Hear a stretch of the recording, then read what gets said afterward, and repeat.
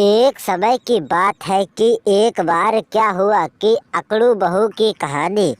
एक दिन वह अपने घर में बोली, अजी सुनती हो माँ जी, मुझे कुछ पैसे चाहिए। इतना सोचते हुए उसकी माँ ने कहा, देखो तो कैसे अकड़ के बोल रही है। इतना सोचते हुए दोनों फ्लोर पर गिर जाती है और कहती है, हुह, अब मुझसे कुछ नहीं होगा, अपना करो सो भरो। इतना सोचते ही माँ तो कहती है, मैं तो यहाँ से चली। माँ वो कहती है कि अरे देखो तो माँ जी जरा रुकी भी नहीं और यहाँ से भाग गई, हमारी कोई बात क्यों नहीं सुनता है। मैं अकड़ के बोलती हूँ इसीलिए। इतना सोचते हुए वह आगे कुछ लोगों से उसने कहा, अरे देवरानी देखो माँ जी मुझको पैसे नहीं दे रही है और मुझको जाना है।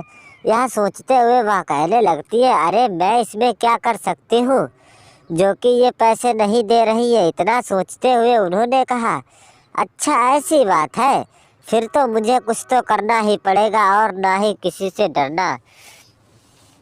तभी लड़का तो वहाँ बैठा रहता है और बेचारा कुछ कहने की सोचता है, पर उससे कुछ कोई वार्तालाप भी नहीं करता और कहने लगता है, देखो अकड़ू बहू कितनी तेज अकड़ रही है और कुछ कहने भी नहीं रही है। इतना सोचते हुए उसने कहा, देखो जरा चुपचाप मुँह फुलाए बैठे हो, मैं भी चल रही हूँ। इतना सोचते हुए लड़के ने कहा, देखो तो आजकल का जमाना क्या कह रहा है।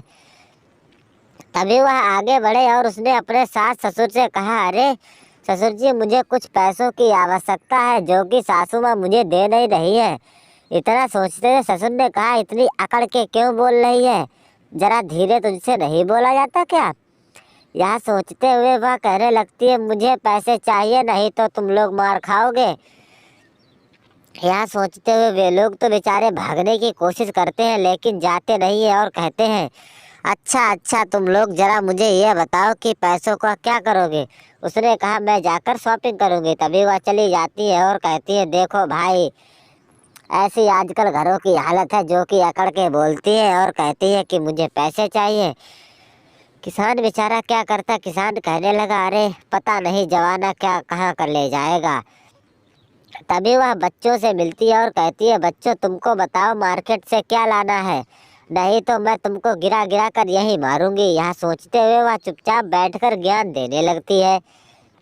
देखो तो कितना अकड़ अकड़ के बोल रही है, मन तो करे इसके जूते लातो मारो और फिर यह अपना दिमाग पलटना चालू करे। जब यह शब्द सुनती थे तो उनके तो सभी लोगों के रोंगटे खड़े होने लगते थे और कहते थे, अरे देखो तो जरा कितनी अकड़ू है जो कि किसी से बोलती भी नहीं है। और यह सुनकर बच्चे तो वहाँ से चले जाते थे, उसकी आवाज में ही कुछ दम नहीं था और कहती थी, अरे बच्चों वाह तुमने मौज कर दी और अकड़ू बहू सक्सेसफुल हो गई।